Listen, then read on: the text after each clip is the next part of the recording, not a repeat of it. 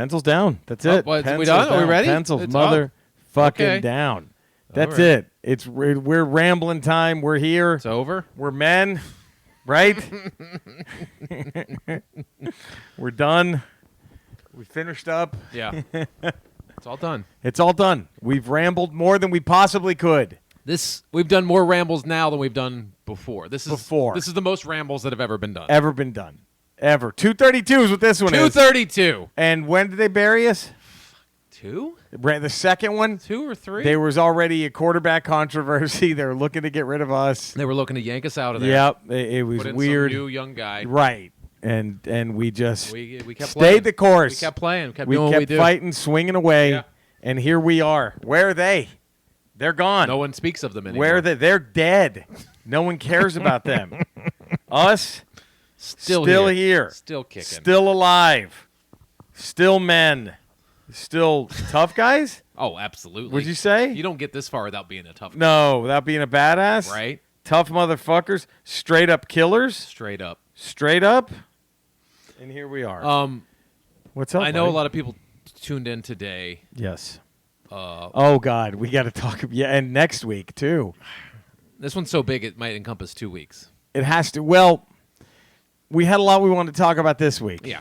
And then we'll go ahead, Eddie. I'm sorry. I know a lot of people tune in, and we're tuning in specifically for this because we were going to do our Marla Gibbs retrospect. That might be the only reason people tune in. Probably. More than likely, yes. 90%, 90-10. But due to the circumstances of rock and roll legend Little Richard Passing away. we can't just... We can't. I mean, we could. We could, but is We that the could way to ignore it. honor probably the architect of rock and roll? No, we can't. We have to. So, again, we're bumping Marla Gibbs. We're very sorry. Sorry. We're very sorry. God damn it. I know, Cody, Cody. I know this one hurts you the most. I know. Cody is dressed like her in 227 right now. You guys are just now telling me this. I didn't have to do I'm that. sorry, buddy. We did. We probably should have informed you earlier, but it kind of slipped our minds because we were too busy thinking about Little Richard. How we're going to memorialize the late, great Little Richard, right? Right. I didn't even consider you'd probably be dressing up as Marla Gibbs for this podcast. Right. We didn't think about it. Eddie, do you mind giving me a check real What do quick? you check 1, 2? Okay, Check. good. Are we doing Yeah, radio we're good. checks Yeah, 3 minutes we're into good. the? Okay. We're good. I'm just getting weirded out. It didn't look like it was right, and I think it's right. So anyone tuning in today to hear our Marla Gibbs retrospective, especially Cody, who's currently dressed as Marla So Gibbs. Cody, next week you probably shouldn't dress like her. Yeah, either. here's a heads up. Next week, don't dress as Marla Gibbs because 'Cause- that's probably going to be more of a focused podcast on Next Little week Richard. is going to be what hat does Little Richard go into the Hall Yes. of Fame with? What does Little Richard open close Close encore encore with? with. And we're doing top 10 Little Richard Yes. songs. That's next so week. it's all Little Richard next week. It's going to be a lot of and Little that'll Richard. be Ramble 233. 233 is going to be the So- Little Richard At the earliest, our Marla Gibbs retrospective is 234, at the earliest. barring some other tragic event. Something else That's happening. definitely going to happen. Yeah, so So, we're very sorry we can't do the Marla Gibbs. We're very sorry. It's 227 was supposed to be the Ramble. I mean, we And might now just we're- have to wait till 2227. That seems most appropriate. Yeah.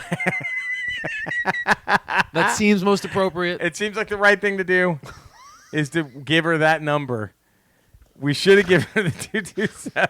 The Marla Gibbs. That's what we should have done, but Kenny died. But then Kenny Rogers And died. you know. And we didn't know. We pulled the WWE with Benoit. We had no idea. We had no clue. that he was a MAGA guy. No idea. So we had to didn't know. rescind that whole thing, and you can't go back and retroactively Right. do 227. We should have.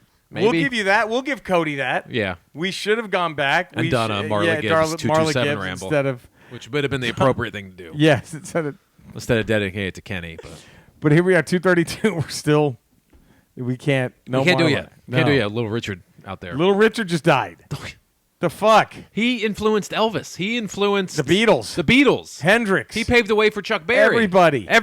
I did look, and I love Elvis as much as the next. Yeah. I love Elvis. Yeah. I would argue the true king of rock and roll is Little Richard. Yeah. That I think is you make who that I really argument. think is the that's true king of rock and Yeah. roll is Little Richard. transcended the racial Oh barrier. my God! One of the funniest cameos in Down and Out in Beverly Hills. Oh, absolutely. We screamed, "I can't get this! The cops come over here!" Right? That's fucking great. fuck, he was. I mean, So yeah. instrumental in the movie Predator. Oh yeah, that movie's not the same without his. Long time allergies. Yeah. Bill for speech, you got everything. I mean, come on. That scene doesn't work without that. It doesn't music. work with that. And then when Bill Duke loses his mind, Yeah. it doesn't work. No. Without Little Real. No. Instrumental in Christine. Yeah. You keep on knocking, but you can't come in. Yeah. I mean, come on. I mean, you replace any of those with Marla Gibbs, it's not the same. So I'm just saying, we're not devaluing Marla Gibbs. What if in Predator, the opening scene, they're not even Marla Gibbs. They're listening to Nell Carter. Give me a break, because I know what it takes. That's what they're listening to. Give me a break anytime, any place. In the chopper. Bill Duke is shaving without her fucking shaving cream. Give me a break, because I know what it deserve takes. it. Give me Same movie? Better movie, worse movie. Probably better. Give me a break. Give me a break. Give me a break. You deserve it. Give me a break. He's losing his mind. Better movie. He's running Better movie. up the hill. Better movie. Standing tall on the wings of my dreams. They're just doing TV tunes. They're in Predator listening to the Perfect Strangers theme song. He's going bow wow wow wow wow wow bow bow wow bow wow now now.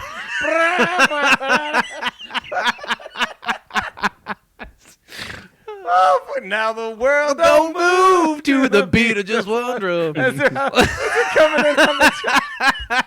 Oh, that's a much better movie. This will make you a goddamn sexual tyrannosaurus, just like me. As that's playing. Oh fuck! Welcome back. Your dreams were your ticket out. Welcome back. Yeah, we chased him a lot because we got him on the spot. Welcome back. As he's chasing the Predator, he's saying the "Welcome back, Cotter." Yeah, we chased him a lot because we got him on the spot. Welcome back. Welcome back. See, Right. that's how important. That's how massively important he was. We're not diminishing Marla Gibbs. No, By and we bumping her a want couple Cody weeks. to know that. So take off the earrings. Yeah, Remove the wig, Cody. yeah. Don't be Cody. uncomfortable. Don't for be the that podcast. uncomfortable dressed like Marla. It's not a wig. I've been growing my hair out. Oh, Oh, he's a oh, grown- man, this makes me feel even This worse. even worse now. God, you curled it and everything, huh? God damn it! Now we feel really bad. All right. Fucking hell! I just like the fucking they're just playing. Give me a break. It sure deserves. Show me that smile, look. Look here. Show me that smile. They're on the chopper. Oh fuck!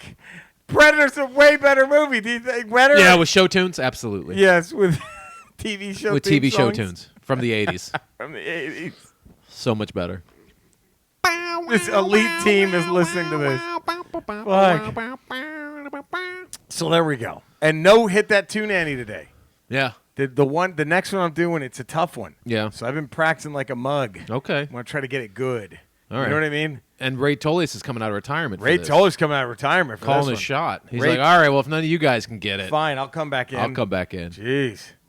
It's like Jordan sending that Yeah. fax. I'm back. It really is. It's that fax Jordan sent to the NBA. 2 words. I'm Yep, back. Yep. That's it. That's what Ray did. He just he's That's back. what Ray did. He is back. Ray's still under investigation. He's still under investigation. We haven't gotten everything cleared up there yet. With but the, he's but back. he can come back. He's not suspended. He's innocent No. until proven guilty. No, it's true. And I know we did on Ramble Radio yesterday, but my goodness, thank you to Zach Dahlem for Yes, the Red Hulks. the Red Thanks Hulks. to Big Daddy Joe for the The pizza was good. Thank you to Amazing. whoever sent us the Mandalorian and the child figures. Yes. Which I'm going to go ahead and keep all of them if that's Oh, okay. yeah, I was expecting Yeah, you yeah, to. yeah. I'm going to go ahead and hold And on I to all think those. Dahlem's just mailing you the Red Hulks, too. So And I'll just hold on to those. I'm sure those will get lost in the mail. One of them will. Yeah. Yeah, one of them will be displayed Yeah. prominently. I'm surprised the pizza made it. Do you know how to be mad honest. Andrea got? No. When I told her about Dahlem? Oh, really? She goes, you mean the Red Hulk that you already have? Don't you already have a Red Oh, Hulk? because she got you that Red She Hulk. got me the and I love it, but Yeah. it's a different It's a new face. one. It's a new mold. It's a new figure. Who wouldn't want 2 Red Hulks? Right? I mean, come on. And you have the Green Hulk and the Gray Hulk I- from I'll the get- same mold. Ain't nothing but a Hulk gangster party Jeez. up in here. I don't know I don't why know how you put up with it. I don't either. You know what? I'm pissed now. I don't want to think about Yeah, it. don't think about it. It just hurts. Don't It think just about hurts. it. We have pizza and toys. We have pizza and toys, and Cody does not have his Marla Gibbs, and I feel bad. I feel really bad. How's the book coming along, Cody? The Marla Gibbs book you're writing. I was going to read a section of it tonight.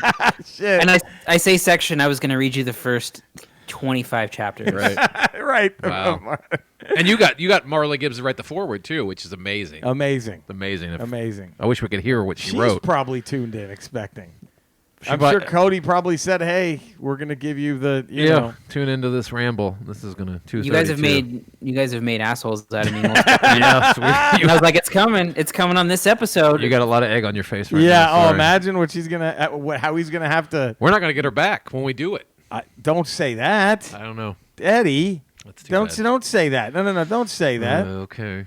God, All right. we're gonna get her. All Oh, right. 10, 11 minutes. Almost. minutes. Without the mandolin, that's good. Do we just That's go ahead and pretty start? solid. I think we just jump we right just into jump this. right in, huh? All right, here we go. All righty.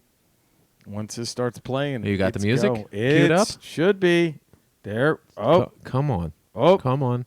oh. No. Where No. are we? Where is it? Where? You can't sing the song without it. Waiting for? Why is it? What are there's you no need to waiting? wait. Oh no. Jesus. Oh my. Oh no. Hold what on. happened? We I don't don't have know. we don't have Bush. We don't have Bush. We don't have Bush. Oh, we've got Bush. Huh? We've got Bush. All right. So if you know the words of this one, Sing along. sing along. Do it. This one's gonna be a little. I think people will know this one. Eddie, Cody, if you know, please. I will if I chime in. know. If I don't, I won't. Sun goes down on a silky day, quarter moon walking through the Milky Way. Oh, you and me, baby, we could think of something to do. It's the right time of the night. The stars are winking above. It's the right time of the night for making love. Bam! Bam. You know that one, right? Sounds The familiar. great Jennifer Warnes. But I don't It's know the all the lyrics nor to right sing, Time of the so- night. Cody, you know that one, right? I don't know. Some light AM gold magic right there. The great Okay. Jennifer Warnes, who of course, who knows what tomorrow brings. Duetted "Love Lift Us Yeah. Up." Love lift us Her up where her we pictures on the belong. ice house Yes. wall. Okay. Yes. It's the right time of the and now it's the right time of the night for making love here with the Ramble. Ramble episode 232. Here we are. Do you think people fuck to the ramble? They better. You fuck to the ramble. don't I've you? done it. Well, what do you mean? We do it all the time with our puss getting chicks. That's what we do. I usually like fucking to ramble radio because I can see us. Right. Hearing us gets me hard. I like to imagine what we look like and what we're doing, so I do the regular ramble. Oh, okay. I'm more of See, the. I'm a visual person. I'm imaginative. Yeah. Okay, see, I'm visual. I need to see it. Yeah. Sure. I get that. Right. I hear you. There's nothing wrong with that. No, it's just different. It's just different. It's the same but different. Please email us, ramble@theramblepod.com. Get your Little Richard shit in now. Do it. What and, hat would and Little we'll, Richard and wear? we will bank all the Marla Gibbs stuff. Yes, Cody. We that will be in the promise. vault. Don't worry. We'll What bring it would out. Little Richard open, close, and encore with in top 10 Little Richard songs? It's the right time of the night. I don't know why I just got that in my. Give me a break. I sure deserve. Please give me a break, because I know what it takes. That'd be an amazing scene. An amazing scene. Like, come on. If they were fucking. Oh, Nell Carter. Now the world don't move to the beat of just one. What drum. if Nell Carter replaced Bill Duke and Predator? Yes. Okay, I don't know, but I know that's the title of our episode. Here it is. What if Nell Carter replaced? What if she was in that movie? What if she replaced Bill Duke and everything Nell Carter. in Commando? This Green Beret's gonna whoop your ass.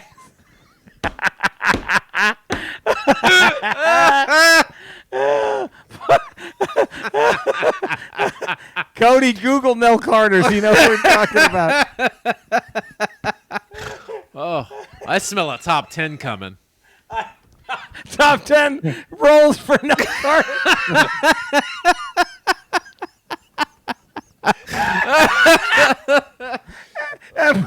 Palpatine.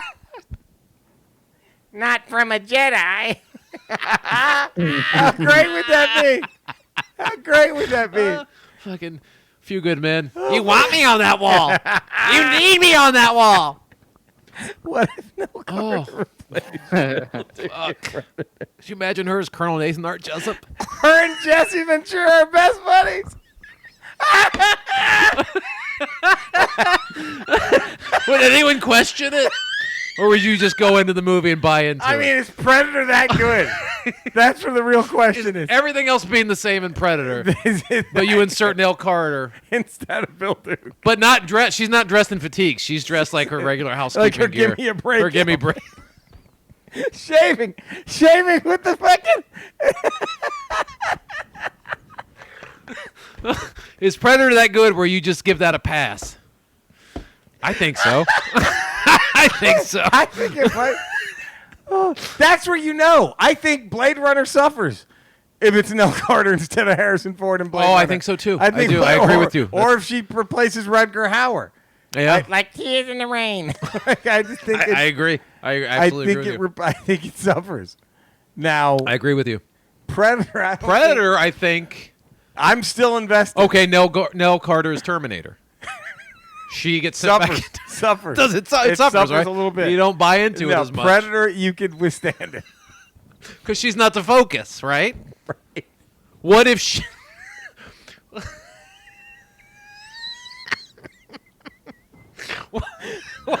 What if she's Sarah Connor?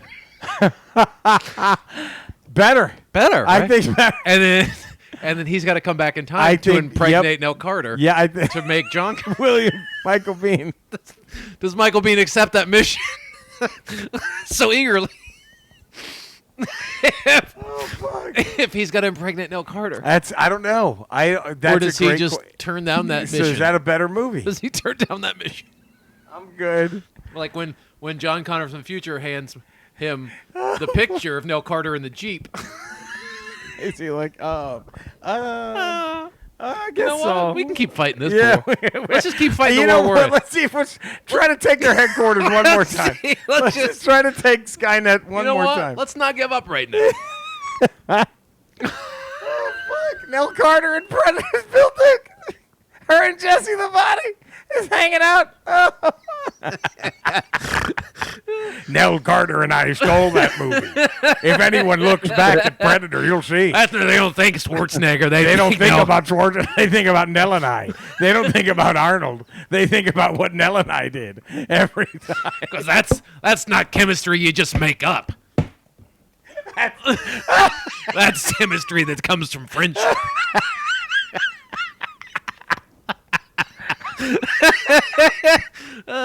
Amazing. Oh, better. God damn. Such a Please- much better You film. can follow us on Twitter at Podcast Ramble 1, Instagram at Oh. Podcast Ramble. We have merch. Please go to our TeePublic place. Please give the Ramble a 5-star rating and a positive text review. Thank you to the 106 Whoa, who've already done nice. it. Everyone is ready. And now Cody has a story he's got to tell us. Cody.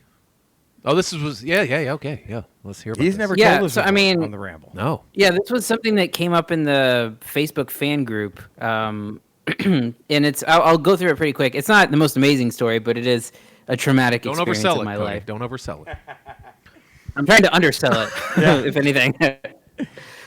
So basically, it happened when I was 16.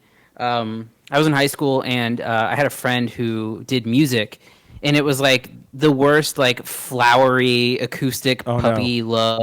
Oh, stop. Like, hey there, about girls. Delilah. Are you back in New York? Is it that kind of shit? Yes, exactly. Oh. But imagine with like just power chords. That's all that was happening, was just power chords. So anyway, I wanted to play music with someone, so I was like, hey man, I can put like some leads over that, and we can like make a band. And so we did, and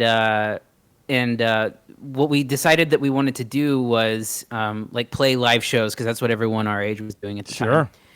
So there's this guy locally here in San Antonio who is sort of infamous for he's super weird, and he used to book shows at all the clubs here, like the rock clubs. Okay. And he's sort of infamous for like taking advantage of teenagers in terms of God.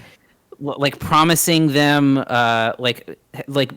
slots on national touring shows if they load and unload gear for him and do free work. Oh, Jesus. Or like not paying people, or taking advantage of like kids who just want to play and perform. So anyway, I got connected to him through a friend of mine, and I was like, "Hey, I've got a band. We're looking to do shows." And he's like, "Oh yeah, cool." Like sight unseen. We didn't send him any music. Like for No all demo. he He didn't need a demo. like, He didn't hear anything. no, we could have been like a G.G. Allen cover band throwing shit at people, and he would have never known. He would have never known. Yeah. So neither me or my friend Chase had ever performed live before. So before we did it, we were both kind of nervous. We both had some stage fright, and we were like, well, maybe we can go into like an empty club on an off night and like get used to the stage. We had like a drum machine, and we weren't sure if it was going to work live. So we wanted to like test out the kinks, get comfortable, and do all that stuff. So I told that to the guy, and he's like, "Oh yeah, sure. Come to the club on this day. Nobody's open. I've got the keys. I'll let you in, and then you guys can like feel your way around and do like Sound a test check set and all that shit. Sound check exactly. So fast forward to that day. Chase and I pull up to this club called the Sanctuary, which was like a real shitty rock club, but also there were a lot of like goth people there. It was just, this was, Our mind you, this kind was of like, scene, Eddie. this was like 2006. So yeah. So we pull up to the Sanctuary, and there is a line out the door and down the street to the club that's supposed to be empty. Okay. So we pull around to the side where people are unloading, where people like load in to the venue, Right. and there's another band waiting there. And we're like, "Hey, what's going on here? We were supposed to come to like an empty venue to practice and sound check." And they're like, "Oh yeah, we're direct support for whatever show's here tonight." And they didn't know who was playing. We didn't know who was playing. Oh, nothing. God. Uh-oh. So after we wait for about an hour, of course the guy's late. He's not letting anyone in yet. And the other band is like, "Hey, we gotta go," and they're like, "We have a show in Austin we have to get to. So can you just like let them know we had to go?" And we're like, "All right." So now we have gone from thinking we're playing an a venue that's closed, Yes. to we are now direct support for whatever's going on inside that night that has a line out the door down the street. So So the backing band of whatever was happening had to bail for another gig. yes. And this guy told you this venue was done for the dark that night. Yes, exactly. Oh, God. And so we're still the same 16-year-olds who are nervous, who have never played in front of an audience before, and we're about to walk into something. So we finally get inside, and it's before the doors open, and we meet the performer. And what it is do you guys know who Matt Besser is? Oh yeah, I've worked with him before. Yeah. So UCB? Matt Besser, Yeah. he's one of the founders of Upright Citizens Brigade, and he was doing a stand-up tour at like 9:00 at night in a rock club that was standing room only with like 200 people, and we were the opening and only support that night. Oh wow. Yeah. And they did not like us. Oh, probably not. So They were not did you have there to for that. perform with him? No, we went on first before him. Oh, wow. And so Oh, God. and so it But was at least you just didn't have to back up his thing and all. You went like, all right, guys, we're going to do this one little thing, and I'm going to do some jokes. It was nothing. Thank God, at least it wasn't that.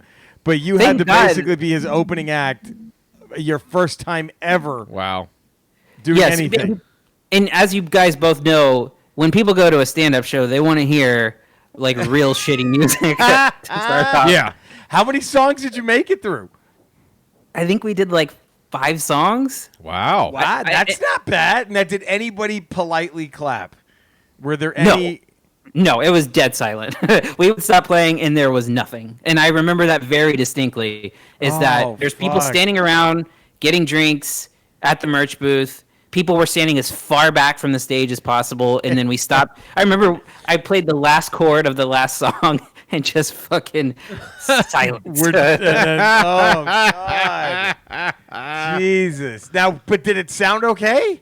Was this were you able to do the drum machine test and all that? Oh no, of course not. The drum machine didn't work. Oh, My friend had never played and sang at the same time. He would always record separately. No.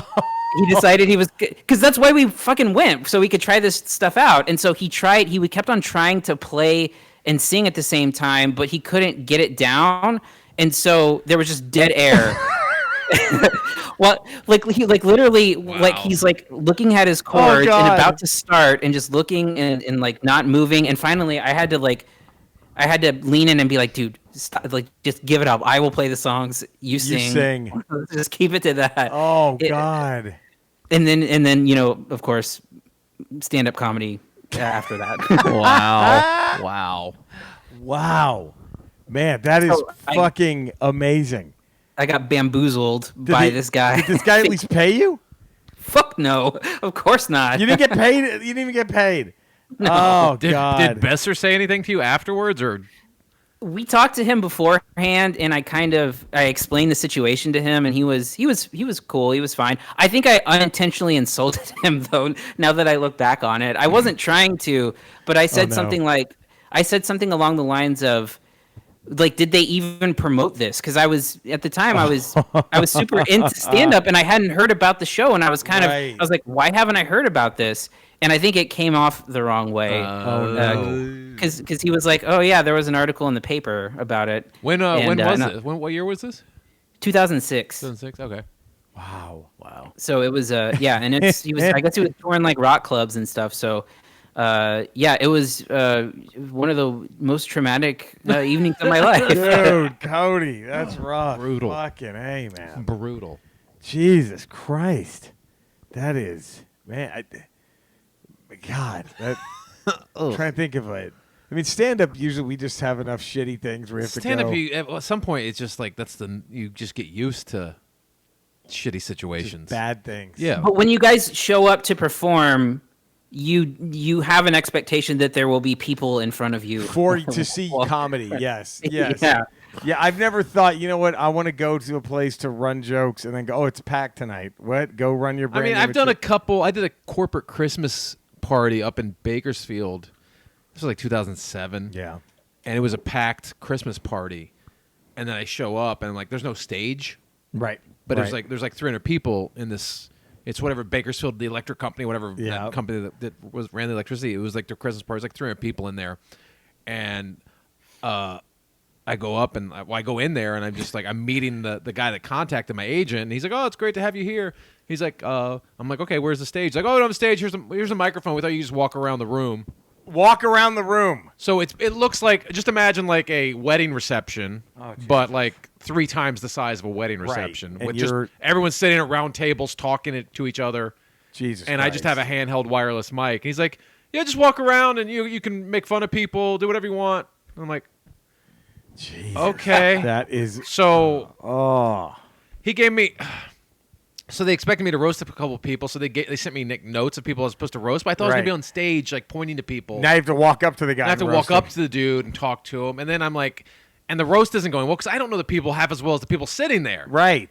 So my joke, and then so I just start doing some of my jokes, and I'm just walking around the room, and I'm just this is, and I was up there for 30 minutes. I just walking around this room talking to people in a crowded room.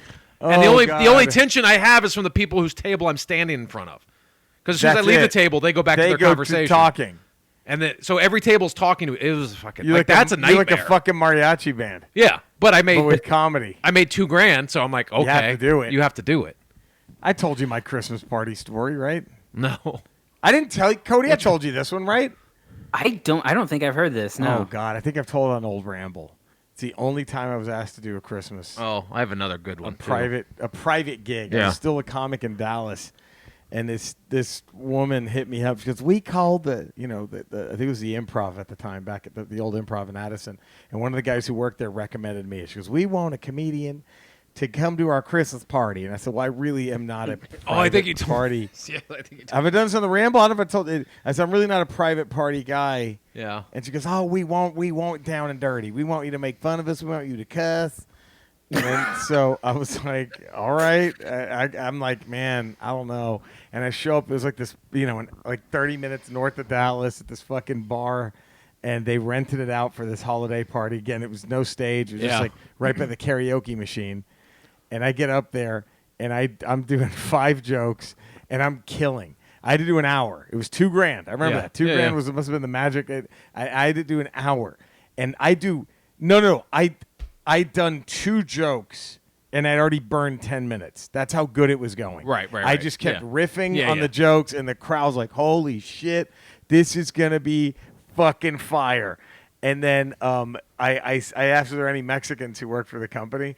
And like this one black guy is like, oh, hell no. And he starts dying laughing. I said, oh, great. I said, bro, come on. You got to open the doors, man. You got to let more of us in here, right? And he starts dying laughing. And then he gets up to go to the bathroom. He comes back down, and I ask him a question, and he just lays out on me.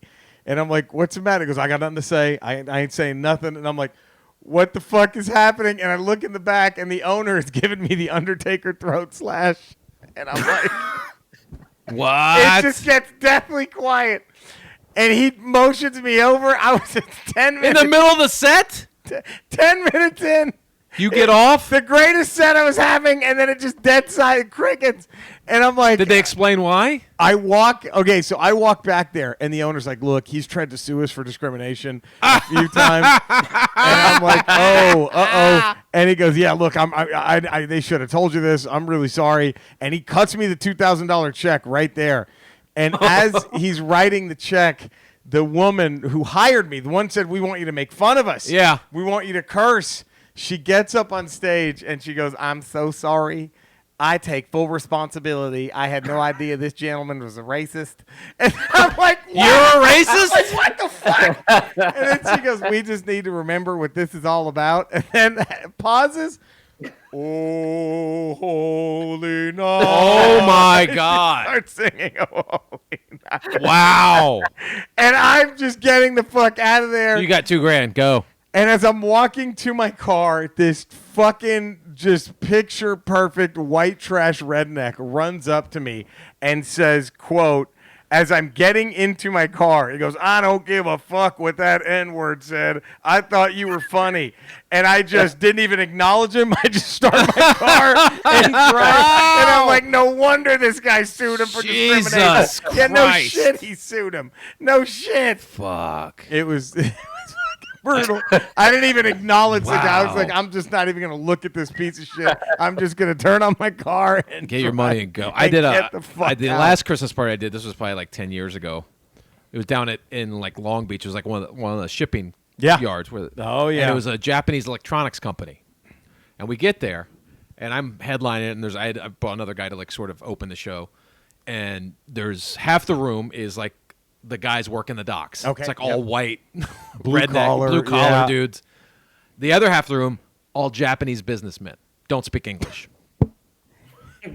So there's a room of people that I can talk to. Half the room is I can talk to. The other half, They're not going to know anything. they're not gonna what the fuck talking about. Oh, God. And I'm standing on it. There's it's like in a ballroom, and I'm on the dance floor, like the wooden dance floor part of the ballroom, and then there's tables all around. But they've cleared out a space so it is like the center of the room is focused on me. It's not like the other Christmas party where I'm just walking around. The room is focused on where I'm standing. Oh, God. So before the show starts, there's going to be a comedy show. We have comedy shows, and everybody's applauding. So I'm like, okay, the energy's good here. This is not going to be too bad. They got food. People seem to be laughing. The host goes up. He does pretty well. He says his spiel. I'm like, okay, this is going to be okay. Even the Japanese people are attentive. They're not laughing. Right, but they're paying But they're attention. not just In being their own distracted. world talking. Yeah. The blue-collar guys are dying. They're loving it. Then before the host comes up, the owner of the company wanted to make an announcement. So the host goes, okay, just before I bring up the headline, I'm going to bring up the so-and-so, whatever his name was. He wants to make an announcement. So he comes up, he grabs the microphone. He's like, the Japanese, he speaks in like very broken English. Very Japanese, broken English, white hair guy. Looks like a guy out of a Die Hard movie. Right. Takagi. Yeah, exactly. And he comes up and he says, I just want to thank everyone for all their work this year. Everyone has a good holiday. I just want everyone to know the fourth quarter numbers haven't been very good, so a lot of you won't be coming back in the new year. Oh, my God! I know! He fucking laid off half the room! and then brought me up. And he fucking went up and just announced that he's laying off half the room, hand the microphone back to the host, and the host is like open mouth going, here's your headliner, Eddie Finn. I go up, I do 15 minutes. Todd, that's all you I'm can done. do. I can't.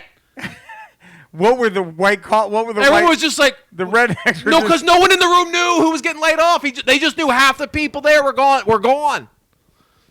They didn't know if it was like the blue collar guys or the Japanese businessmen. So everyone's just like, no one gives a fuck about what I'm saying because they're all like, my job's over. and then I'm supposed to go up and do 40 minutes. I just like, all right, I did like 15 minutes. I'm like, bye. Fuck this. Merry Christmas, everybody. Wow. So that looked like it was going to be a good show until right before I go on stage. Like, when just they let everybody fired know. everybody there. A lot of you Half won't be of coming you are back. gone. A lot of you won't be coming back in the new year. Merry Christmas. Fucking hell. Hell gigs, man. Dude, hell gigs gigs are the best. And we've all had one. That's fucking great. Oh, my God. Well, let's sing. Huh?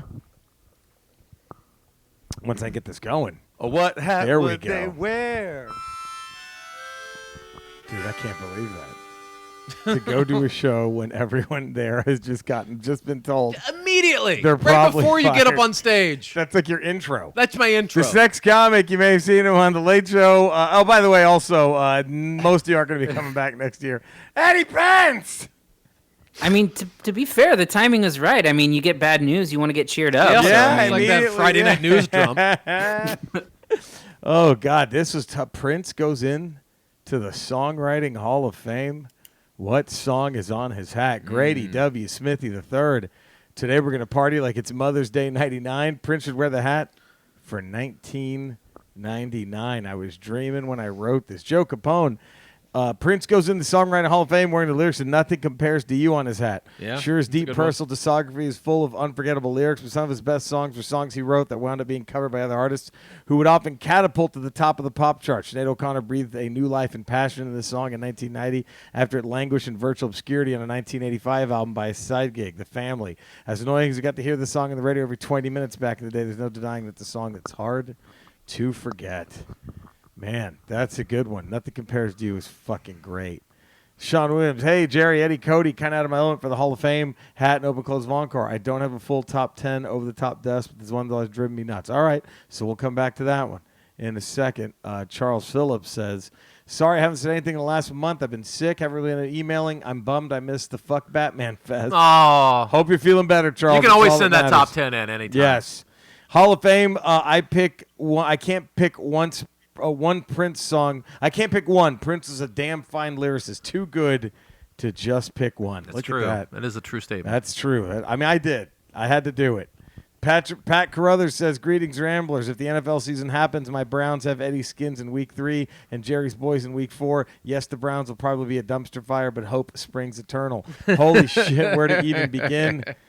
Well, my choice is 1999. Mrs. Bearded Nerd weighs in with Erotic City. That's a great one. Nice. Damn, that's a good one. Keenan Vega.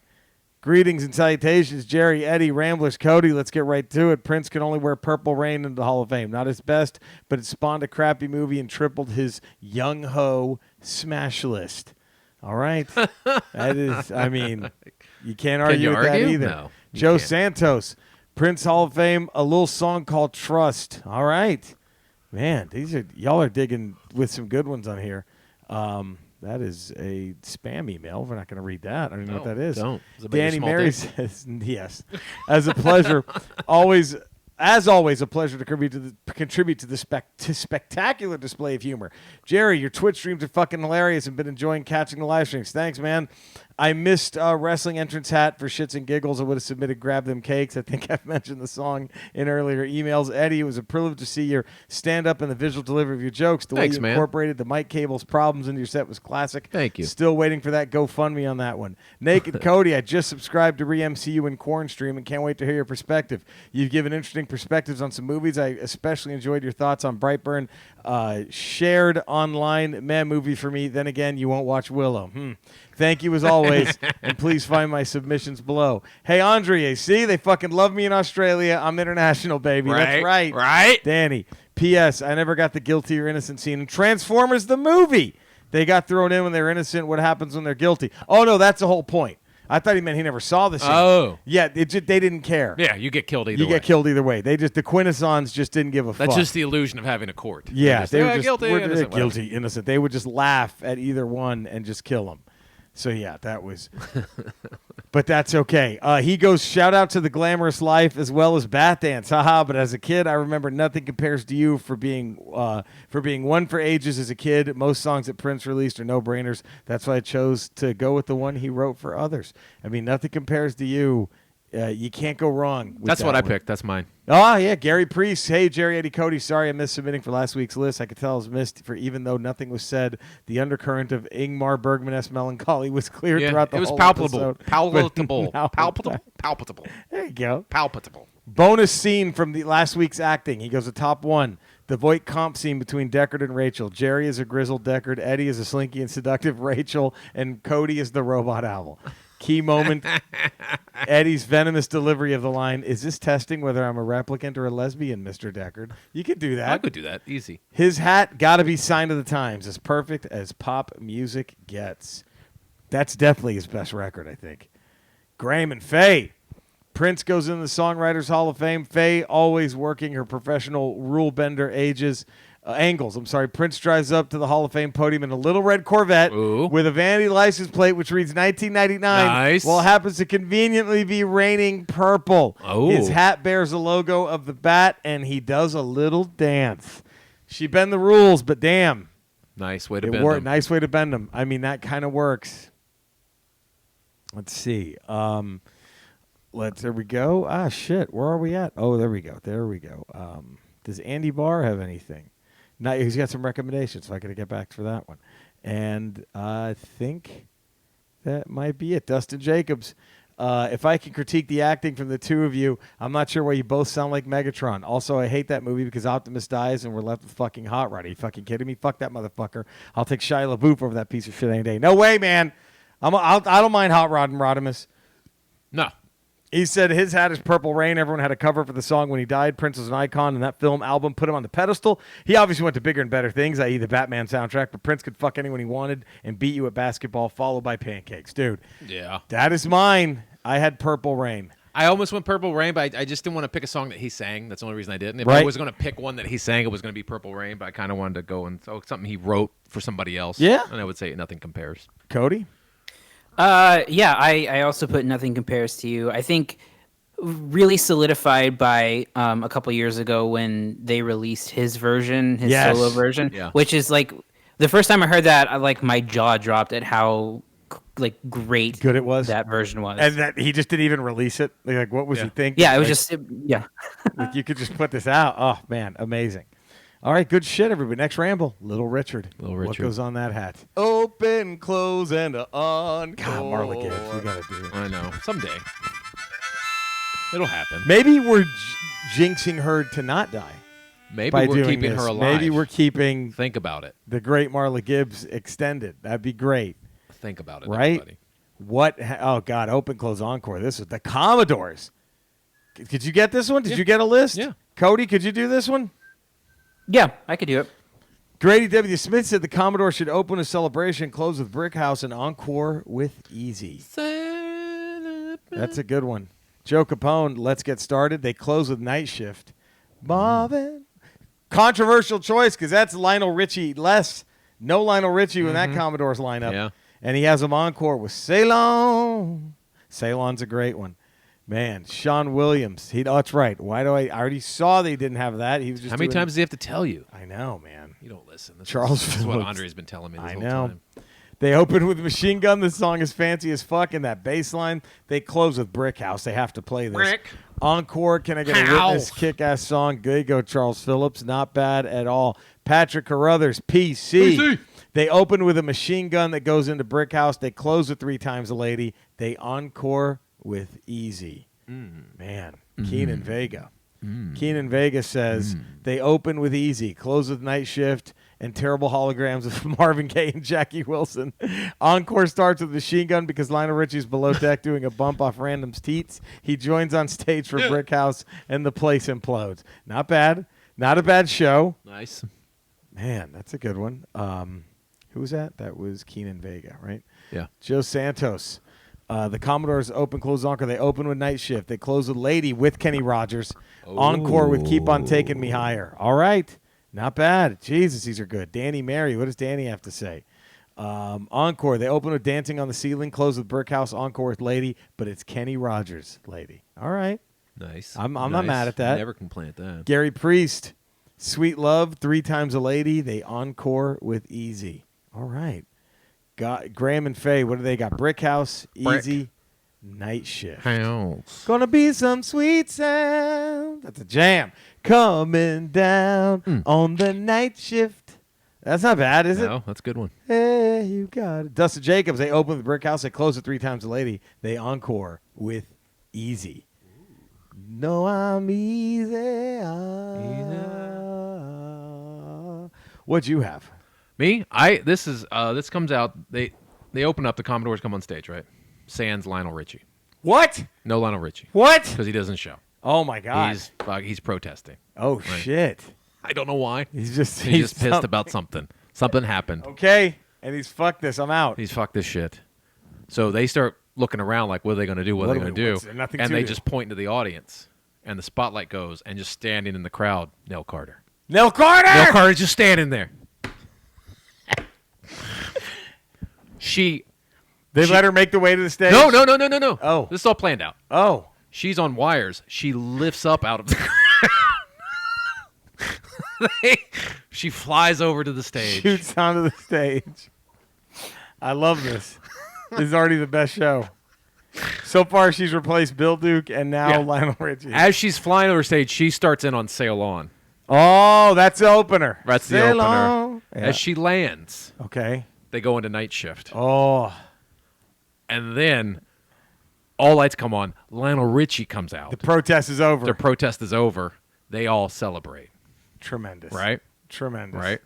Cody? How was that show? That's the How best do you show top I've that ever show? heard of. Right there. Cody, what's yours? I have you open with Brickhouse. Okay. I have you close with Easy. Oh. And I have you encore with Too Hot to Try. Oh. I have it. No one had my opener. I said they open with Lady, Lady. you bring me up. Went that one. That's good. Then they close Can't with argue with it. Brickhouse. Then they encore with Easy. Can't like argue with any Sunday of it. morning. Next Ramble, 233. What would Little Richard open, close, and encore with? Get those in. Ramble at theramblepod.com. Man, Little Richard. I'm reading books. I'm playing Now we're video gonna read and play games. Bring your pussy over here. We're reading books and playing games. Oof. Oof.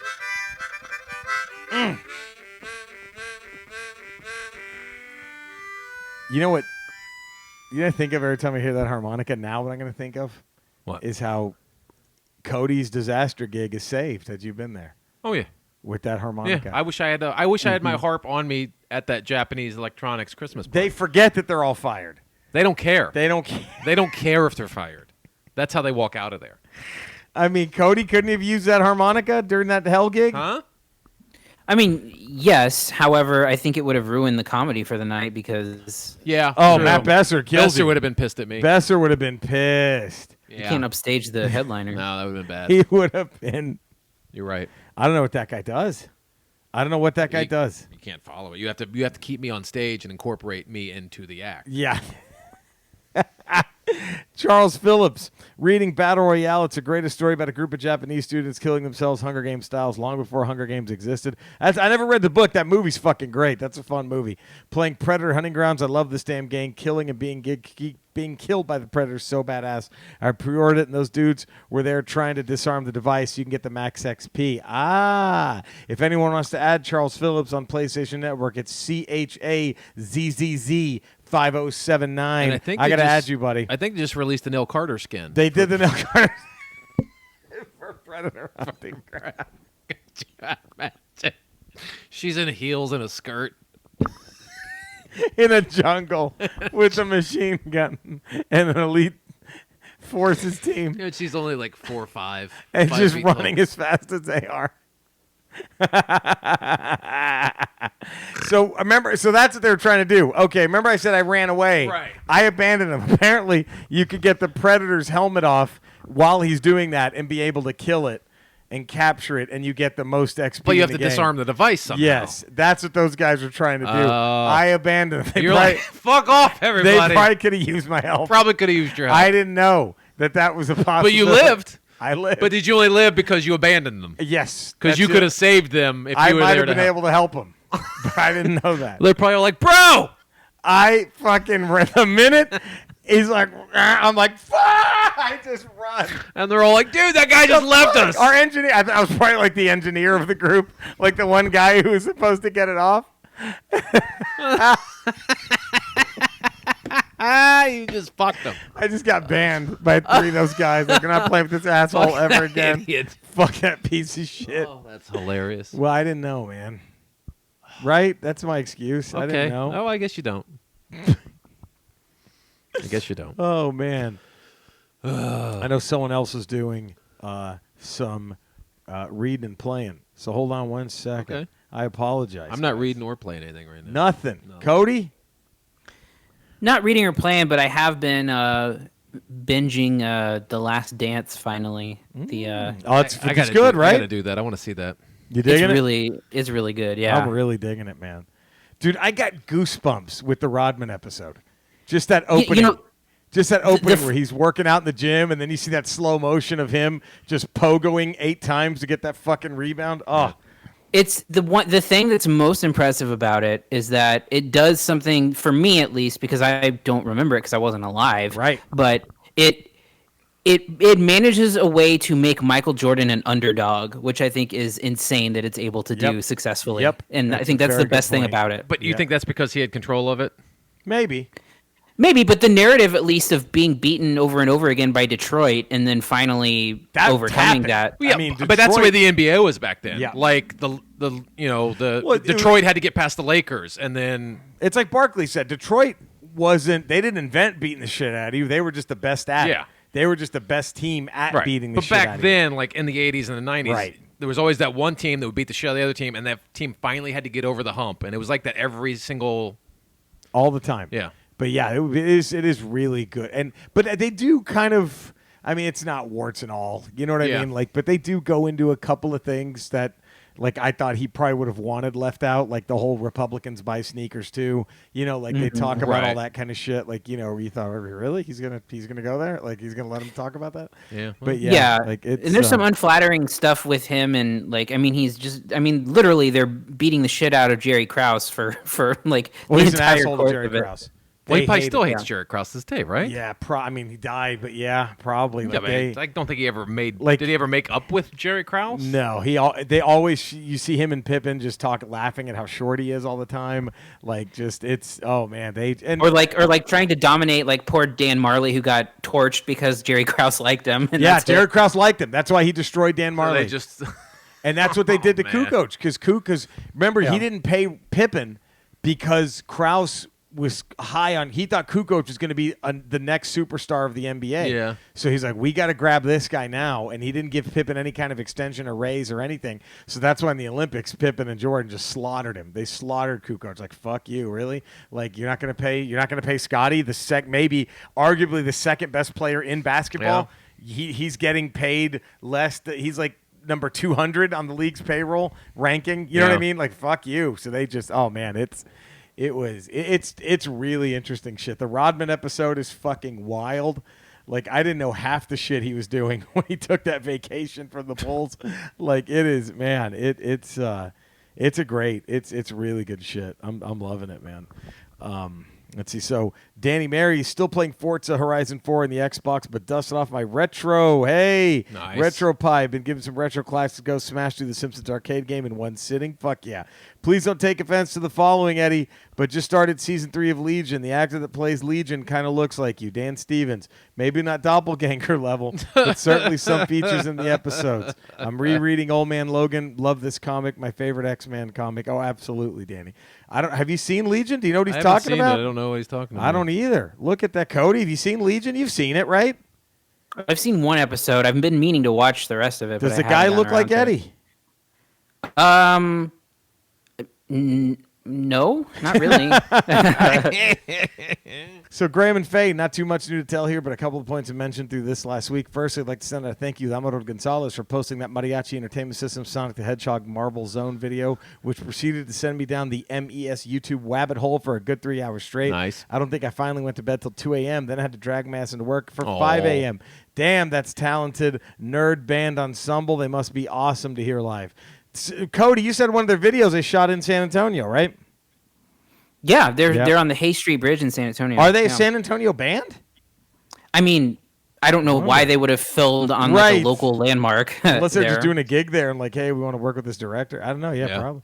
Secondly, there has to be a shout out for the this is from Graham and Faye. Second, there has to be a shout out for the Re-MCU and Corn Stream podcast with Jared and Cody. Are hands down one of my favorite things now to keep me going through the week with Jerry and Eddie guest starring. It's almost like a burst of supplemental rambles. Can't wait to hear more in the future. Look at that.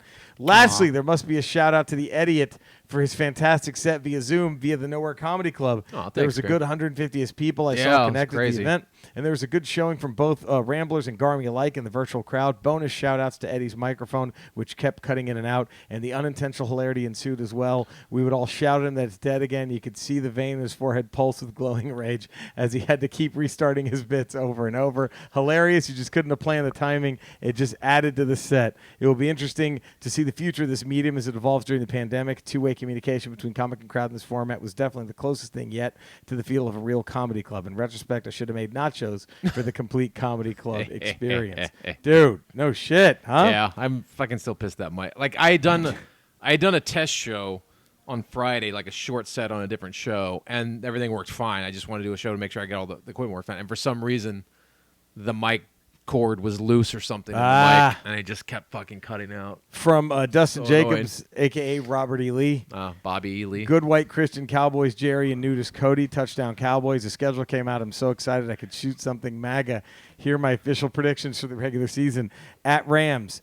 Win. Rams suck. This will be an easy and on the national TV to boot. California probably still have a quarantine just so that new building isn't full of Cowboys fans. What a joke. Versus Atlanta. Win. The underachieving Falcons will be up 28-3 late in the third quarter, and well, you know the rest. Seattle. Win. The 12th man has COVID-19, or at least that will be the liberal conspiracy brought on by Bill Gates.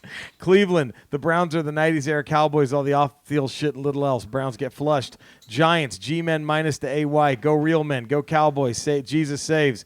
Against the Cardinals, win. Cardinals used to be our favorite brand of toilet paper. They still are. Washington, win. Let's face it, only Edwin cares about this game. Once the Cowboys take the field, I anticipate Washington's immediate surrender. Philly, win. Worst fan base on the planet. Always the redheaded stepchild of the Northeast. Must suck being a Philly. Fuck.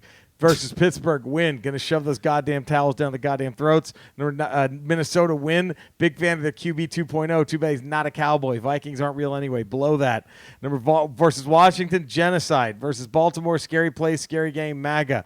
At Cincinnati, win. Joe Exotic went from one cage tiger to another. We got guns. He ain't beating us. San Francisco, win. Going to show these queers how we do things in Brokeback Mountain. Pew, pew.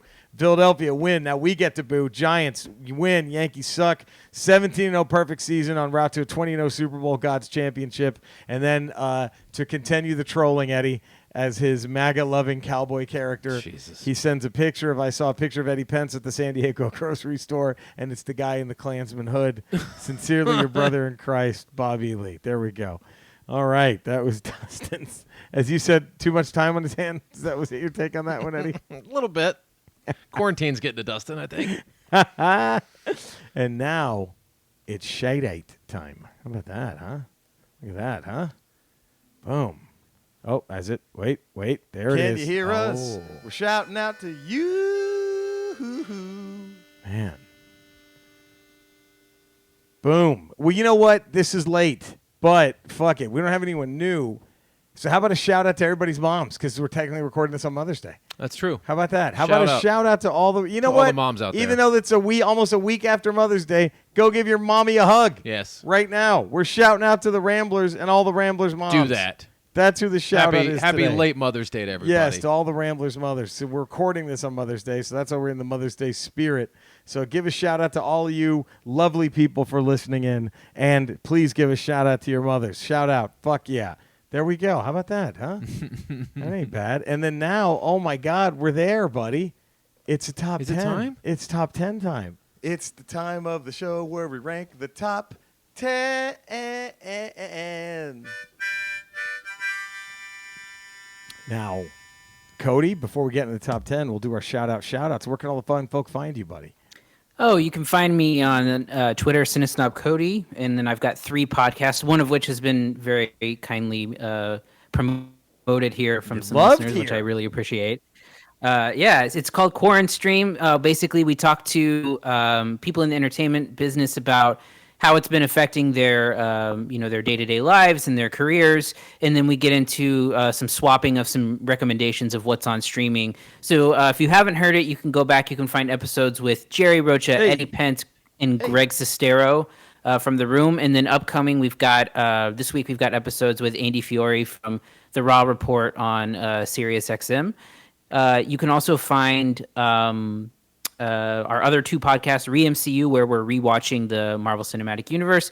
Latest episode is with Jerry, which is Iron Man 3. Hey. And hopefully maybe we get Eddie on for Thor: The Dark World. Yes, Eddie. And then Cinesnot Podcast, where if you're at home, you're looking for something new to rent that's new releases. VOD has actually been super prolific during this quarantine time. The past 2 weeks, we reviewed 4 new releases each. So if you're looking for something to rent that's new, we got you covered. There we go. Eddie, working 5 days a week this time. 5 days a week on patreon.com, the Ralph Report. And then Tuesdays and Saturdays we stream Swing Break, which is our furloughed show from Swings and Misses. And then you can also catch Swings and Misses catalog shows Monday and Friday. There we go. Look at that. Yeah. Every Monday you can hear me and Eddie as a smug nerd on all my social media.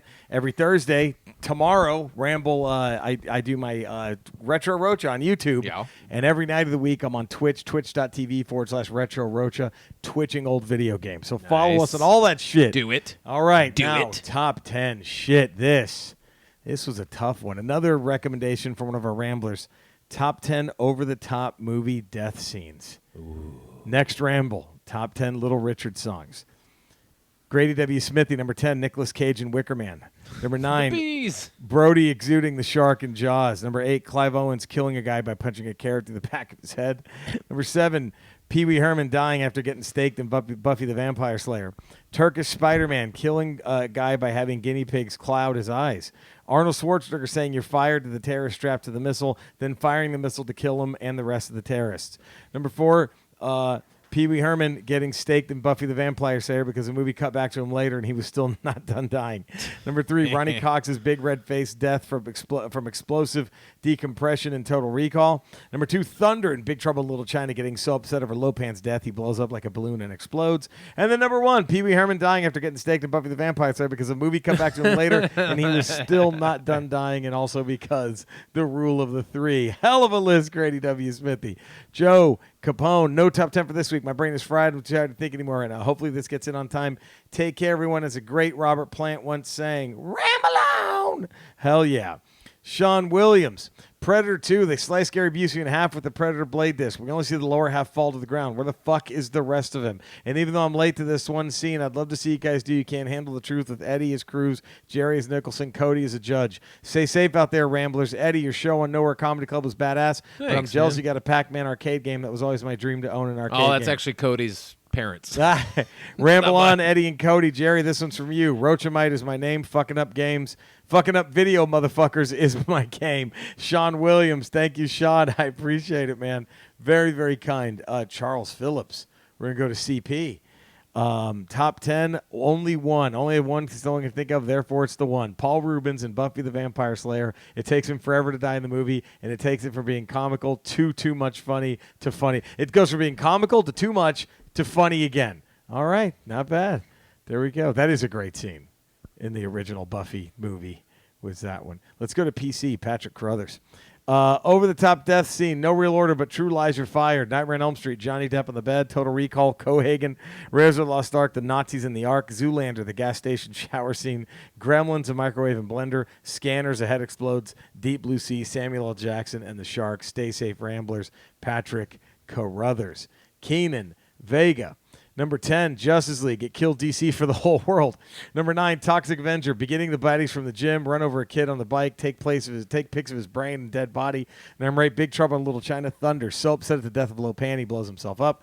Society 80s. Horror rich people. Aliens reach up a dude's ass through his body. Fingers pops out his eyes. Ugh. Scanners. Michael Ironside blows up a dude's head by thinking of it. Indiana Jones. They open the Ark of the Covenant. Faces melting. Ghosts. The whole shebang. Don't look, Marion, you moron. Number 4, Nightmare on Elm Street 1. Johnny Depp pulled into the waterbed. A geyser of blood shoots all over the room. Number 3, Nightmare on Elm Street 1. First kill. Blonde during the post-coitus is cut up and dragged across the roof. The walls spraying blood everywhere. Number 2, John Carpenter's The Thing. The Thing attempting to replicate dogs in the kennel, killing the flamethrower, etc. Amazing. But the greatest death scene, the most over the top, is John Carpenter's The Thing. It's my favorite movie. Norris is dying. Doc attempts to paddle the chest, opens up, biting his arms off. They fire him. The head pulls off into a spider. Saw that when I was 5. I had nightmare for weeks. Thanks again for being yourself. Stay safe. Wash your ass, face, and hands. Ramble on. Kingsley, 28. Keenan Vega. Thank you, Keenan. Great list, man. Joe Santos, Jaws in the Boat, Quint, I had to look away as a kid. Steven Dwarf, Blade motherfuckers trying to ice skate uphill. Steven Dwarf and Blade, he has a good one. Con Air, Cyrus the Virus just doesn't die. Thelma and Louise, the car, but should have fell faster. Samuel L. Jackson's Deep Blue Sea, didn't say motherfucker. Godzilla versus Mothra, I just hate Mothra. Indiana Jones, Kalima, Shup, the dude after his heart is out, epic scene when he rips a dude's heart out, that was pretty crazy. Captain Kirk and Star Trek Generation, Star Wars is better. Face Off, Castor Troy, all that shit in a spear gun, really? Number 1, Bambi, Mom's Gotta Eat.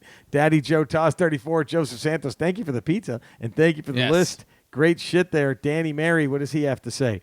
He goes, Carl Weathers' Death and Predator. My wife helped me on this one. Shout out to the Angel. All right, there you go. Lana Headey and Dread, Samuel L. Jackson, The Rock, and the other guys. Hilarious, though. Mad Dog Morgan, although the death is not seen, as fake can be heard in the last 2 lines of the movie. By all means, off with his head, and don't forget the scrotum. Jabba the Hutt and Return of the Jedi. Death by Toxic Waste and Carr, RoboCop. Help me. Not the Bees, The Wicker Man, Return of the Jedi. Boba Fett, where? Indiana Jones, Temple of Doom, Kalima scene that ends with the lava bath. Number 1, Commando. Bennett, pipe through the stomach. There you go. Great over-the-top dust, Danny. Gary Priest, what does he have to say? Titanic, not so much over the top, but just way too long and pointless. I mean, just move up a little, Kate. Leo's a damn waif. He could fit if you just moved your overprivileged rich girl ass.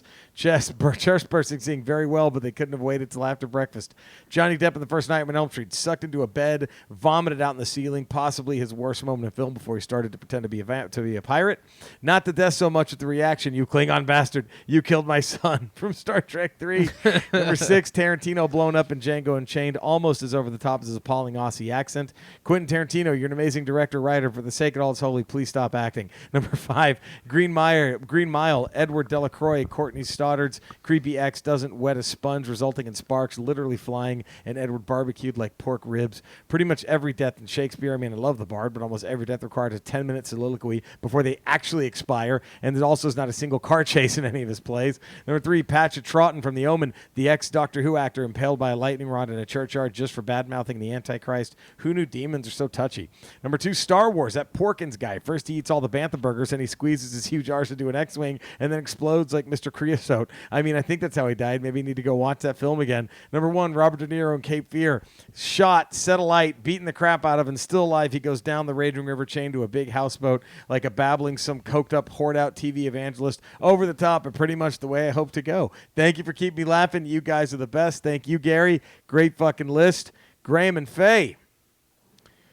Game of Thrones. Oh, man. The Mountain versus Oberyn and the ending of the fight. He certainly did see that one coming, and neither did the audience. See what I did there? Haha. Number 9, Monty Python, the Meaning of Life, the Mr. Creosote bit. It's a wafer thin. Big Trouble in Little China, the angry exploding lieutenant, Thunder Elemental, who literally tries to kill Jack Burton and the heroes by holding his breath and exploding. Boom. Number 7, 007, Live and Let Die, 1973. The Shark Tank boss fight in 007, force-feeding Mr. Big, the inflating bullet straight up. The sound effects guy literally must have recorded this by letting air out of a balloon as he floats out of the water and onto the top of the cave. Kaboom.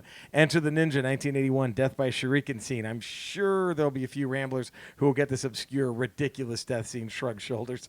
Number 5, Buffy the Vampire Slayer. Paul Rubin's death scene where Buffy cuts off his hand and then stakes him in the heart is painfully drawn out, slow, comical death as he shuffles away and then lightly kicks the wall, feigning the shuffling of his immortal coil. Amblin, we're immortal, Buffy. We can do anything, Buffy. Oh, yeah, clap. Dead Alive, Brain Dead, 1992, the lawnmower versus zombie scene, bathtubs of blood, insanity, 2 of which I believe still holds the movie-making record for the most fake blood used in one shot. Number 3, Deep Blue Sea, 99, Samuel Jackson's motivational speech and subsequent shark snack chomp. From that point on the movie, you just knew anyone was fair game for shark food. Ha ha ha ha. This was so goddamn funny at the premiere of the movie in the movie theater. Went from meh to instant cult classic in that one scene. I agree.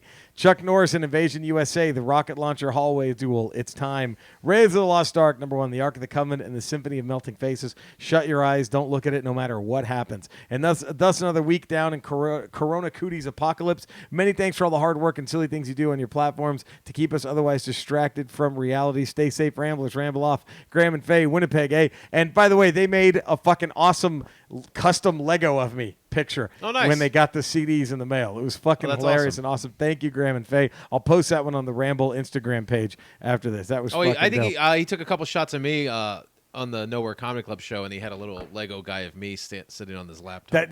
Nice. Let's see. Dustin, over-the-top death scenes. He sent YouTube clips for each one of them. So, oh, God, that is the Game 5 when the Diamondbacks beat the advanced into the World Series.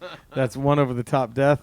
Number 9, I don't want to get in any trouble having playing these. Eagles make the crucial 4th down stop as the ball goes through Julio Jones's hands. Oh, crushing. Number 8, it is the 80 divisional round, Cowboys versus Falcons, 1980.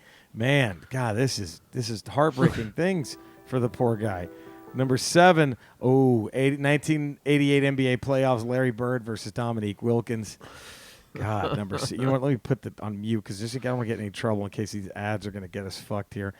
Broncos versus Falcons, Super Bowl 33. Oh, man. Man, he's just tortured himself. Why is he doing this? I don't know. Why would you? Number 5, it's Game 6, the Phillies advance to the World Series in 1993. Jesus, Dustin. Number 4, Larkin's single in 1991 wins a series for the Twins in the World Series. I think I know what number 1's going to be. I think it has to be. Number 3, the Yankees win the World Series 1996, Game 6. Yeah. Oh, fuck. We all know what number 1's going to be. Number 2, James White's game-winning overtime touchdown, Patriots versus Falcons in the Super Bowl. I thought that would be number 1. I thought that was going to be number 1, but number 1 is Jaws the Revenge, the original uncut ending. I mean, right? That is the most over the top. Yeah, but I would think. good ones all, man. That's why he stabs him with the boat, right? Yeah, and he explodes. And the shark talks. The shark screams. A shark. The shark. A shark. Has vocal cords. I wanted to do one of the characters, but nobody dies in that movie. No. Cody, have you seen Jaws 4, The Revenge? Well, the son does in the beginning. I actually have seen that movie. You know how have you guys seen the Jaws on the Water thing that they do here in Texas? No. Okay, so basically what they do is they either go to like a lake or a swimming pool or like a water park, right. And they get like hundreds of people and they give you an inner tube and you get in the water and you watch Jaws on an inflatable screen. There's no fucking way I would do fuck that. that shit. Fuck that right there. No. And then they have a guy in scuba gear like no. shit. No. Nope. It's so much fucking fun. It's the best. What's fun about that? Nope. I would kill that What guy. is fucking- I would accidentally kill that guy. I would have a harpoon gun. Yeah, and just fuck him. Fucking shoot He's that dead. dude for grabbing my leg. Yeah. Oh, fuck off that guy. Yeah, no fucking way. Fuck that guy. Man. No. So anyway, yeah. I missed the regular Jaws. So I went to they do this thing called Master Pancake in Austin, which is basically like Mystery Science Theater, like making fun of a bad movie. Okay. And it was them doing a live show to Jaws 4: The Revenge. So I have seen that. Nice. It's amazing how none of the main characters die. No, Mario Van Peebles, who you thought He had gets to be fucking dead, the Jaws eats him and then takes him down. takes him down. And then Michael Caine, it looks like it eats him. And then 5 minutes later, oh, the breath on that thing. He's fine. Yeah. And then, so after they blow up the shark, then all of a sudden you're, hey, man, help me. Yeah, and there's he was Mario apparently people. swallowed whole by the shark, And then spit out and then and then somehow survived the inside explosion. Wow. Oh, my number 10, Johnny Depp in Nightmare on Elm Street. Okay. What's your number 10? I got to pull my list up. Hold Eddie. on. Mine was going to be the bees and Wicker Man. Cody, your number 10. My number 10 is Meet Joe Black. Brad Pitt getting hit by. That's right. I forgot about that one. That's a fucking great one. I forgot Because about that comes out of nowhere, and you're like, what the fuck, dude? Jesus. Somebody went crazy with the special Forgot about effects. that. My number 9, Samuel Jackson in Deep Blue Sea. Hilarious. So Yeah, that's a great funny one. still. My number 9 is when the mom kills the fucking gremlins in the kitchen. Yep. With the microwave. Yes. Cody, your number 9? I don't know. I don't want to spoil who it is, but there's a death scene at the end of Birds of Prey, the Harley Quinn movie. Yep. that Oh, is yep. ridiculous and funny. That was a funny scene. Yeah. Remember? Yeah, that was good. My number 8, the one everybody loved, the Paul Rubens and Buffy the Vampire Slayer. Yep. My number 8. My number 8 is in the movie Serenity when Wash gets stabbed. Oh, that was rough. That was good. When you Man. didn't see it coming. Did not see it coming. Fuck. Oh, what's your number 8, Cody? My number 8 is the second to last scene in Ready or Not. Oh, right. my number 7 is Sonny Corleone in The Godfather. Okay. With the 8,000 bullets they put into him in that car. That's pretty good. And then they kick him in the face, too, when his body falls out of the car. My number 7 is in, I think it was in the first season of Daredevil, when the Kingpin smashes that dude's head in the car door, and he just keeps slamming it and slamming it and slamming it. I forgot what the character's name was. What was that one? Remember that? It was towards the end. Yes. I remember that well. And he just kept fucking slamming his head in the car door over and over and over. Over. Oh, man. Where are we at? Number 6, Joe Pesci and his brother getting beaten to death with bats in Casino. Nice. And then buried while they were still half alive. Nice. I think I got skipped on my number 7. Oh, sorry, Cody. That's my bad. That's your that's your bad. The Rambo the movie Rambo. There's like this long scene where he it takes him like 30 seconds to rip a guy's throat out. If you remember that. Yeah. It was an uncomfortably long time. God, that's rough. Yeah, so my number 6, Joe Pesci and his brother getting beaten to death with the bats in Casino. My number 6, Apollo Creed's death in Rocky IV. Rocky, yeah. Cody, your number 6. My number 6 is in MacGruber, where they spend like 5 minutes building the team, and then they They all explode. That's so fucking great. Oh, my number 5, Casino. We're going to stay in Casino. Okay. When Joe Pesci puts a guy's head in a vice and starts turning. Yeah. Fuck. That would be my number 5. My number 5 is remember the TV show Sledgehammer? Yeah. Where they all die at the end because of Yes. nuclear bomb goes. Yes, so great. Hammer. Such a great show. I just love that show. Cody, you're number 5. Have you guys seen Punisher Warzone? Oh, yeah. Oh, yeah. One of the better Punisher movies. It is. It's a fun one. Yeah. It is fun, but the scene where Frank Castle shoots the guy's face off, and the other guy's like, "God damn it, Castle!" That was great. This shit cracks me up every time. Isn't that the one where he takes the leg of a chair and shoves it through a dude's eye socket? Yeah, too, I think believe. so. Yes. Yep. Oh, so good. My number 4, Toxic Avenger. When the guy's working out and Toxie just pulls his head and the weights on the lap pull down machine just smash his head. That's my number 4. My number 4 is the main bad guy in Last Crusade when he chooses poorly. Just ages 1,000 years. Yeah. Cody, you're number 4. My number 4 is the very sad and grim death of Tommy Wiseau in The Room. Oh, that was brutal. That was brutal. My number 3, just because at the time I saw it, I was already, I didn't think I could be shocked by a death anymore, but Starscreams, when Galvatron just turns into fucking ash. Yeah. That was pretty over the top, how he just melted into ash. Megatron could never do it. Nope. Galvatron did Galvatron, man, fuck this guy. And, that's my number 3. My number 3 is the bad guy in RoboCop when he just gets hit by the car and just obliterates. After he got the toxic toxic waste and he just explodes like a balloon. Cody, you're number 3. I don't know if you guys have been seeing this clip because it's been passed around recently, but it's there's a scene in Jurassic World. Hilarious with the woman, the Yeah, babysitter. Yes, it's just some innocent woman who gets like grabbed by a flying dinosaur and then dropped into a tank and then eaten by like a fish dinosaur and then eaten by a bigger dinosaur. It's so stupid, so fucking ridiculous. So dumb. Oh God. My number 2 is that guy in that Turkish movie without the edited screams. I think it's funnier without the edited screams. Which Turkish movie? It's this Turkish movie man. where a guy gets shot. Oh, the one where he takes forever to die. Yes, and she keeps shooting him. Yeah. But when they edit this, someone added the screams. It's funnier, I think, without the screams. It's hilarious. Nice. That's my number 2. Mine is the dude that gets his heart ripped out, then dumps into the lava in Temple of Doom. Cody, you're number 2. There's a Clive Owen movie, Shoot 'Em Up, where Clive Owen puts a carrot in a guy's mouth, jams it through the back of his throat, and says, "Eat your vegetables." My number 1, what else could it be? Was RoboCop, the toxic waste guy. Toxic waste guy just exploding. Getting splashed in half So by good. the car. My number 1 is the death of Khan in Star Trek II: The Wrath of Khan. So great. Yes. Cody? My number 1 is that Turkish movie. Yes. It's the gift that keeps on giving. I think really does. they show it at Alamo Drafthouse during like promo no talking things. And the screaming great. part is very funny. It is funny. I it's- like it better without it, though. I really do. But the screaming is funny.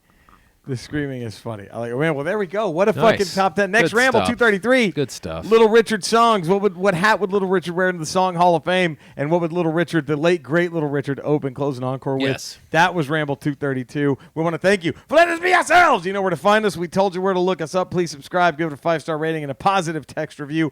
All that good shit. After the last beep, it's over. We love you guys. We'll see you next time. Take care. Bye-bye. All that good All that shit. good Let's stuff. let the music And start. Next week, don't wear the costume next week. Cody, you can't wear the Marla Gibbs thing Don't next do week. the Carl. We'll let you know. Yes. You guys know that I'm renting this, right? And it's costing me. Shit. We're going to get an invoice. God damn it. He could probably Look, successfully return it, and we'll give you a fair heads up. Yeah. I When can't we're pay, done. and I can't pay it in toys and pizzas. So. Man. Oh God. See? If only you were into the cool shit, man. Yeah, dude. I mean, just saying. God. Nell Carter. If she replaces Schwarzenegger in Commando, not Bill Duke, but Schwarzenegger, better movie. I still watch that movie. I think still- I think it's more compelling. Why to watch don't a they just call him housekeeper. Girl George? To watch a housekeeper go on that mission. Yeah? Man.